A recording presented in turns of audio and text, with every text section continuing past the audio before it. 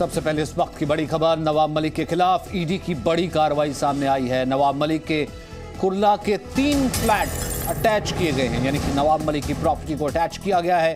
बांद्रा के 2 flat ED ने attach किए हैं। उस्मानाबाद में 148 एकड़ खेती की जमीन को भी अटैच किया गया है। कुर्ला के 2 प्रॉपर्टीज भी अटैच की गई हैं।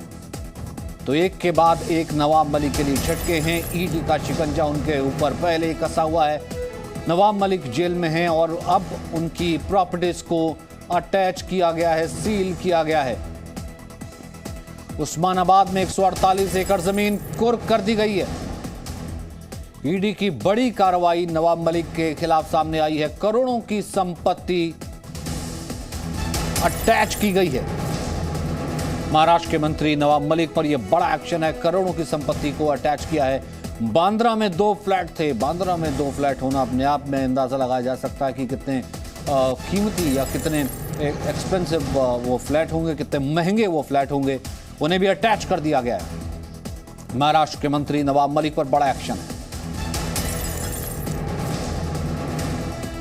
अंकुर इस वक्त हमारे साथ मौजूद है। अंकुर, और डिटेल, क्योंकि लगातार मुश्किलें पहले बढ़ती चली जा रही थी। जेल में ऑलरेडी वो हैं और अब उनकी तमाम प्रॉपर्टीज को अटैच किया गया।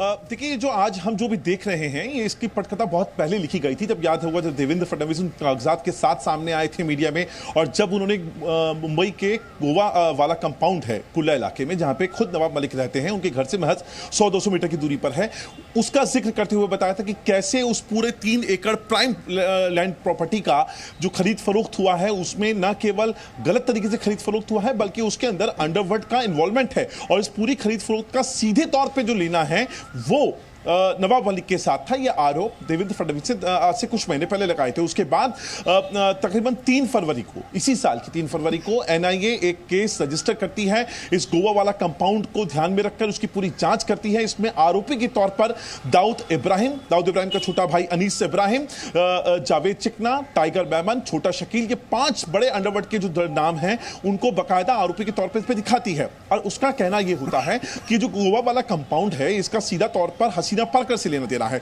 दरअसल दाऊद इब्राहिम, ये बातें एफआईआर में लिखी हैं कि दाऊद इब्राहिम जो था वो अपनी देश से बाहर तो भाग गया, लेकिन देश में रहकर जो इतनी भी इलीगल वो कुछ काम करता था, वो सारे के सारे अपने एसोसिएट्स, खास तौर पर अपनी बहन हसीना पार्कर के जरिए करता था।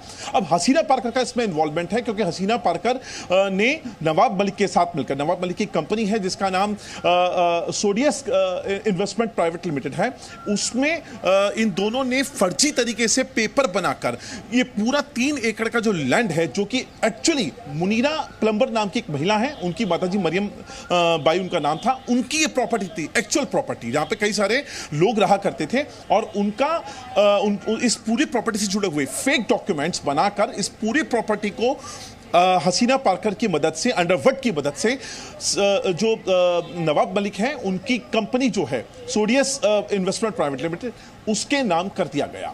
और ये इस पूरी की पूरी इन्वेस्टिगेशन को खंगाला गया, जिसमें ईडी आती है। ईडी इसमें नवाब मलिक को अरेस्ट कर लेती है 23 फरवरी को, और उसके बाद ये केस लगातार चलता रहता है। और अब जाकर ये पूरी जो प्रॉपर्टी हमने बताई है, इस प्रॉपर्टी को अटैच कर लिया गया है। प्रॉपर्टी में क्या क्या अटैच किया गया है? कुर्ला में 3 फ्लैट्स हैं। इसके अलावा कुर्ला में एक कॉमर्शियल कॉम्प्लेक्स भी है, वहां पर उसको भी अटैच किया गया है, कॉमर्शियल प्रॉपर्टी को। इसके अलावा जो गोवा वाला कंपाउंड की बात की जा रही है, जिसके इर्द गिर्द ये पूरी कहानी शुरू हुई, 3 एकड़ का प्राइम लैंड प्रॉपर्टी है, उसको भी अटैच कर दिया गया है प्रोविजनली। और इसके अलावा बांद्रा वेस्ट में 2 फ्लैट हैं, और तकरीबन 148 एकड़ जो लैंड है वो उस्मानाबाद में है। ये टोटल प्रॉपर्टी है जो या तो नवाब मलिक की है, या उनके परिवार की है, या उनको एसोसिएट्स की है।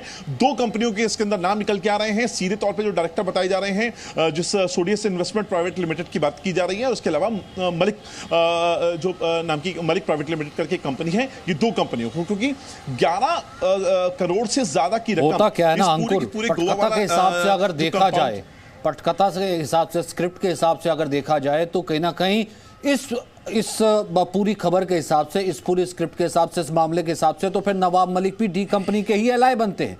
लेकिन चीजों को जो है सबूत के तौर पर किस तरह के पेश किया जाता है और कैसे आगे इसका निपटारा किया जाता है और इसे साबित किया जाता है, ये भी एक चुनौती रहती है ना कि कितनी जल्दी जो है ईडी इस कंक्लूजन तक भी पहुंचती है। बहुत बहुत शुक्रिया हमारे साथ जुड़ने के लिए। Presenting B News app available on Google Play and App Store. Download it now.